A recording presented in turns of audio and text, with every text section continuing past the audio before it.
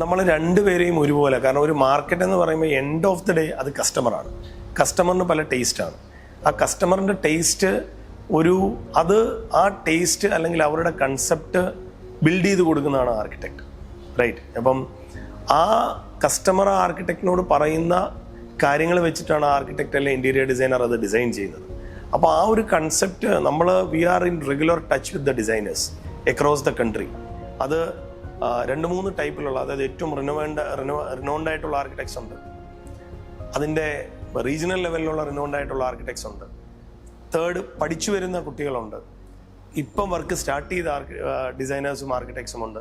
ഇവരുമായിട്ടെല്ലാം നമ്മൾ നിരന്തരമായിട്ട് സമ്പർക്കം പുലർത്തുകയും അതോടൊപ്പം തന്നെ നമ്മൾ അവരെ കൊണ്ട് പല പ്രോഡക്ട്സ് ഡിസൈൻ ചെയ്യിപ്പിക്കുകയും ചെയ്യുന്നത്. അപ്പം കസ്റ്റമറിന് എന്താണെന്ന് മനസ്സിലാക്കാൻ ഈ സ്പെസിഫൈസിൽ ത്രൂ നമുക്ക് സാധിക്കും. അത് ടൈൽസിൽ, സാനിറ്ററി വെയറിലും ടാപ്സിലും വന്നു കഴിയുമ്പോൾ ഇന്നോവേറ്റീവ് പ്രോഡക്ട്സിൻ്റെ, ഇപ്പോൾ ഗ്രീൻ ബിൽഡിംഗ് പ്രോഡക്ട്സ് അടക്കമുള്ള സാധനങ്ങൾ, അതും ഇതേപോലെ തന്നെ ആർക്കിടെക്ട്സിൻ്റെയും ഡിസൈനേഴ്സിൻ്റെയും കൺസെപ്റ്റിൽ വരുന്ന പ്രോഡക്റ്റാണ്. ഗൃഹ സർട്ടിഫൈഡ് പ്രോഡക്ട്സ് അത് പ്രൊമോട്ട് ചെയ്യുന്ന വേൾഡ് പ്ലംബിംഗ് കൗൺസിലുമായിട്ട് ബന്ധപ്പെട്ടുള്ള കാര്യങ്ങൾ, പ്ലംബിംഗ് കോൺട്രാക്ടേഴ്സുമായിട്ട്. അപ്പോൾ ഇതെല്ലാം നമ്മളുടെ ബിസിനസ്സിലുള്ള സ്പെസിഫയേഴ്സാണ്. അപ്പോൾ ഇവരുമായിട്ടെല്ലാം നമ്മൾ നിരന്തരം സമ്പർക്കം പുലർത്തുന്നത് കൊണ്ട് കസ്റ്റമറിൻ്റെ നീഡ് എന്താണെന്ന് അവരിൽ ത്രൂവും, ഇത് കൂടാതെ നേരിട്ട് കസ്റ്റമറിലേക്ക് നമ്മൾ പല രീതിയിലും എത്തിയിട്ടാണ് കാരണം നമ്മളിപ്പം ഓരോ ഡിസൈൻസ് എടുക്കുമ്പോൾ നമ്മൾ സ്വയം കൊണ്ടുവരുന്നതല്ല, നേച്ചറുമായിട്ട് ബന്ധപ്പെട്ടുള്ള ഡിസൈൻസ് ഉണ്ടാവാം.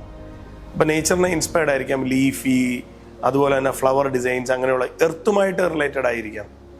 മനസ്സിലായില്ല? ഇപ്പം എല്ലാ കൺസെപ്റ്റും നേച്ചറും എർത്തും ഫ്രൂട്ട്സിൻ്റെ ആയിരിക്കാം. ഇങ്ങനെയൊക്കെയുള്ള പല രീതിയിൽ നമുക്ക് വരുന്ന കളേഴ്സിനെ നമ്മൾ മിക്സപ്പ് ചെയ്ത് ഡിസൈൻ ചെയ്യുന്നതാണ് നമ്മളുടെ designs. So we consider both customers as well as specifiers.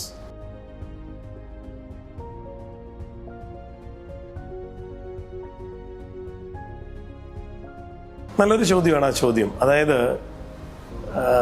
ചോദ്യകർത്താവിനോട് തന്നെ തിരിച്ചൊരു ചോദ്യം ചോദിക്കാം. സൺ ടി വി കാണാറുണ്ടോ? ഏഷ്യാനെറ്റ് കാണാറുണ്ടോ? എന്താണ് വ്യത്യാസം? ഓരോ നാടിനൊരു കൾച്ചറും ആൾക്കാർക്കൊരു ടേസ്റ്റും ഉണ്ട്. നിങ്ങൾ മലയാളത്തിലെ ഏത് സക്സസ്ഫുൾ ചാനൽ എടുത്താലും എല്ലാത്തിനും ഒരു ബ്ലൂയിഷ് ടിൻ്റ് ഉണ്ട്. നിങ്ങൾ ഏഷ്യാനെറ്റ് എടുത്തോളൂ, മാതൃഭൂമി എടുത്തോളൂ, മനോരമ എടുത്തോളൂ, ഇതിനെല്ലാം ഒരു ബ്ലൂയിഷ് ടിൻ്റാണ്. സെയിം ടൈം നിങ്ങൾ തമിഴ്നാട്ടിലേക്ക് പോയി നോക്കൂ, അവിടുത്തെ എല്ലാ ചാനൽസും ഒരു റെഡിഷ് ടിൻ്റായിരിക്കും. അത് കൾച്ചറുമായിട്ടും കുറച്ച് ബന്ധപ്പെട്ട് കിടക്കുന്നതാണ്. ഡിസൈനേഴ്സിൻ്റെ കാര്യങ്ങൾ നോക്കിക്കഴിഞ്ഞാൽ കൂടുതലും എർത്തുമായിട്ട് റിലേറ്റഡ് ആയിട്ടുള്ള ഡിസൈൻസും കളേഴ്സുമാണ് അവരുടെ ടേസ്റ്റ്. ഒരു 80% നമ്മുടെ നാട്ടിലെ ഡിസൈനേഴ്സിനെ എടുത്താൽ they prefer cement and related colours, earth and related colours. Earth is beige അല്ലെങ്കിൽ ബ്രൗൺ ആണ്, ആ ബ്രൗൺ റിലേറ്റഡ് ആയിരിക്കും. അല്ലെങ്കിൽ സിമെൻറ്റ് റിലേറ്റഡ്, ആഷ് റിലേറ്റഡ് ആണെങ്കിൽ ഗ്രേയിഷ് കളർ ആയിരിക്കും. Almost designs from the architect segment has a big influence of these two colors. ഇത് culture plus taste plus earth, nature, ഇതെല്ലാം mixed ആണ്. അപ്പം നമ്മൾ ആൾക്കാരെ എടുക്കുന്നത്, നമ്മൾ അവരുമായിട്ട് വർക്ക് ചെയ്യുമ്പം, ഇപ്പം നമുക്കൊരു ഡിസൈൻ ഉണ്ടാക്കണമെങ്കിൽ നമ്മൾ തമിഴ്നാട്ടിലെ ഒരു ഡിസൈനറിനോട് സംസാരിച്ചല്ല കേരളത്തിലൊരു പ്രോഡക്റ്റ് ഡെവലപ്പ് ചെയ്യുന്നത്. So we have R&D department travelling across. നമ്മൾ കാണുന്നില്ലെന്നേ ഉള്ളൂ. നിങ്ങൾക്കിടയിലൊക്കെ നിങ്ങളോടും പലപ്പോഴും ചോദിച്ചിട്ടുണ്ടാവും ഞങ്ങളുടെ ഡിസൈനേഴ്സും ഞങ്ങളുടെ R&D ഡിപ്പാർട്ട്മെൻറ്റും. അതിൽ നിന്ന് ഇൻസ്പയർഡ് ചെയ്തിട്ടാണ് നമ്മൾ പലപ്പോഴും ഡിസൈൻസും കാര്യങ്ങളും ചെയ്യുന്നത്. ഇപ്പം മാർബിൾ എനിക്ക് തോന്നുന്നു it's close to 1600 varieties of marble ഉണ്ട്. ഈ മാർബിൾ എല്ലാം നമ്മളുടെ ടൈലിൻ്റെ ഇൻസ്പിറേഷനാണ്. Textile, it is something related to textile industry. Whatever is in textile and whatever is in tiles in design, especially in the GVT world, it is almost similar. പക്ഷേ ഇത് തന്നെ ബാത്ത് ഇൻഡസ്ട്രിയിലേക്ക് വരുമ്പം, sanitary വെയറിലും kitchen ഫോസറ്റ്സിലും അവിടെ durability, ഡിസൈനേക്കാൾ ഉപരി durability of the product. കാരണം ബ്രാസാണ്, വെള്ളമാണ്, അതിനകത്ത് സിങ്കിൻ്റെ content വരാൻ പാടില്ല. Zinc is not good for health. So the purest form of base material ആയിരിക്കണം, റോ മെറ്റീരിയൽ ആയിരിക്കണം യൂസ് ചെയ്യുന്നത്. അതുപോലെ തന്നെ അതിൻ്റെ ഫിനിഷിങ്, അതിൻ്റെ ക്രോമിയം യൂസ് ചെയ്യുന്നത്, കോപ്പറിൻ്റെ കണ്ടന്റ് കുറവായിരിക്കണം. കോപ്പർ വരുന്നത് നല്ലതാണ്, it purifies the water, but the content should be less. That's not good for health. So ഇതെല്ലാം നമ്മൾ കൺസിഡർ ചെയ്തിട്ടാണ് നമ്മൾ പ്രൊഡക്ട്സ് കൊണ്ടുവരുന്നത്.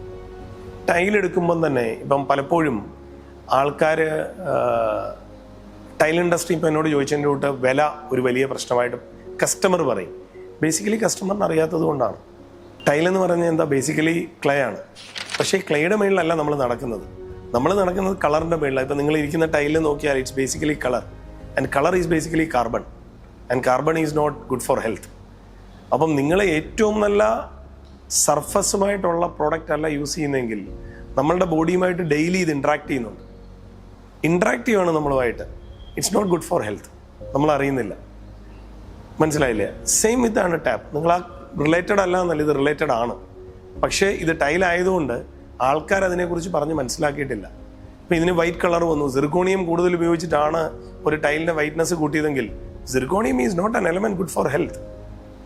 അതുപോലെ തന്നെ സാനിറ്ററി വെയറിൻ്റെ വൈറ്റ്നസ് കൂട്ടാൻ സിർക്കോണിയം കൂട്ടിയാണ് കളർ കൂട്ടുന്നതെങ്കിൽ the cost will be less. It will give more whiteness. People will say it is better white, but it's not good for health.